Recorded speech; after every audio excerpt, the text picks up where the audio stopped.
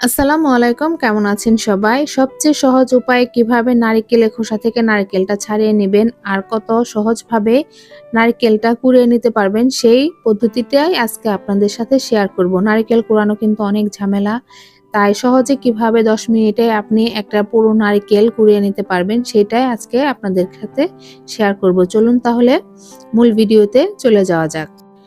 এখানে আমি একটি পাতিলের মধ্যে পানি নিয়ে নিয়েছি। পানিতে একটা নারিকেল দিয়ে দিব। আর অবশ্যই খেয়াল রাখতে হবে যাতে নারিকেলটা নিচে ডুবে না যায়, উপরে ভেসে থাকে। এই পরিমাণ পানি দিতে হবে। তারপরে নারিকেলটাকে আমি এইভাবে ৫ মিনিটের মতো ফুটিয়ে নেব।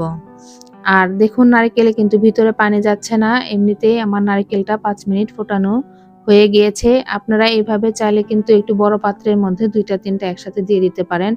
আর আমার নারিকেলের সাইজটা একটু বড় ছিল, এজন্য আমি একটাই করেছি।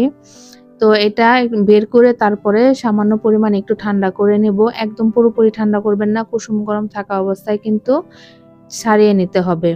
তারপর চারপাশ থেকে আস্তে আস্তে এভাবে আমি ছুরির সাহায্যে আলগা করে নেব। আর বেশি সময় লাগে না, চারপাশ থেকে কিন্তু খুব সহজে এভাবে আলগা করে নেওয়া যায়। এখন আমি একটি পিলারের সাহায্যে উপরে কালো অংশটাকে তুলে নেব। আর দেখতেই পারতেছেন নারকেলটা কিন্তু আমার একদমই সেদ্ধ হয়ে যায়নি, ভিতরটা কিন্তু একদম কাঁচাই রয়ে গিয়েছে।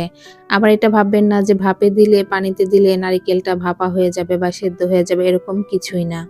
তো দেখতেই পারতেছেন নারকেলটা আমার পরিষ্কার করা হয়ে গিয়েছে। এখন এটাকে কেটে নেব। চাইলে এভাবে কুচি কুচি করে কেটেও নিতে পারেন অথবা একটা গ্রেটারের সাহায্যে গ্রেট করেও নিতে পারেন, যে যেভাবে পছন্দ করেন। তো আমি এই নারকেলটাকে গ্রেটারের সাহায্যে গ্রেট করে নিয়েছি, আবার এভাবে কেটেও রেখেছি কিছু। আর গ্রেটারের সাহায্যে গ্রেট করে নেওয়ার পরে আমি এটা দিয়ে নারকেলের নাড়ু বানিয়েছি। দেখতেই পারতেছেন আমার নাড়ুগুলো কত সুন্দর হয়েছে। আমি তিল আর নারকেল দিয়ে নাড়ুগুলো তৈরি করেছি। তো আমার এই ভিডিওটি যদি ভালো লেগে থাকে অবশ্যই একটি লাইক এবং কমেন্ট করে দিবেন। আর আমার চ্যানেলে নতুন হলে আমার চ্যানেলের সাথে থাকবেন। ভালো থাকবেন সবাই। আল্লাহ হাফেজ।